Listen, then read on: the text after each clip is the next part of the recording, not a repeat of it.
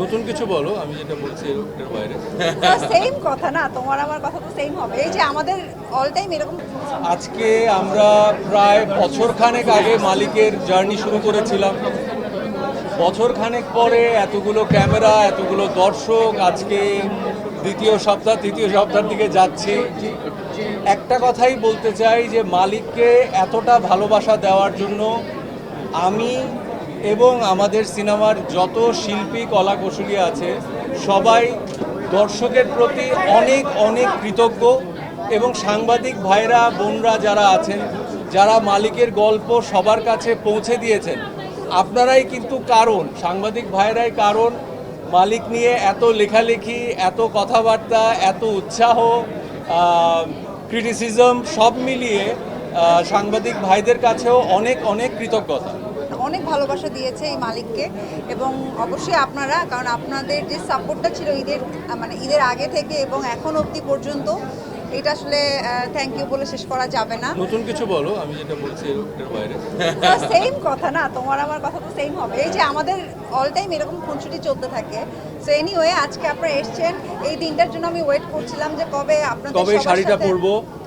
অবশ্যই এই দিনটার জন্য আমি ওয়েট করছিল, এই শাড়িটা কবে পরবে। আমি আমার গানে জামদানি শাড়ি পরেছি, এবং আজকেও আমি জামদানি শাড়ি পরে এসেছি। স্পেশাল ডে বলে কথা। সুন্দর লাগছে। Thank you. সো এই সব কিছু মিলে আসলে আপনাদের সাথে ছবিটা দেখবো, সব কিছু মিলে অনেক এক্সাইটেড ছিলাম। বলতে চাই, মালিক টিমের সাথে আমি থাকতে পেরে আমার খুব ভালো লাগা কাজ করছে।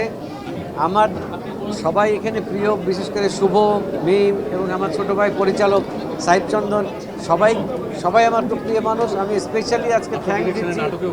না, ওগুলো বলার দরকার নেই। মানে শুভ যখন ফিল্মে আসেনি তার আগে ওর সাথে দুর্দান্ত কিছু কাজ করেছিলাম।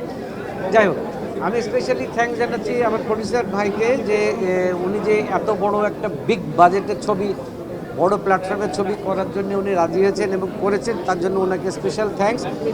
আর স্পেশালি যখন মানুষ আসলে ছবি দেখে ছোট্ট মোবাইলে, সারা বাংলাদেশের বেশিরভাগ মানুষ সিনেমা দেখছে মোবাইলে, সেইখানে আপনারা এসছেন, হলে সিনেমা দেখতে আসছেন, এটা একটা আমাদের জন্য অনেক বড় পাওয়া।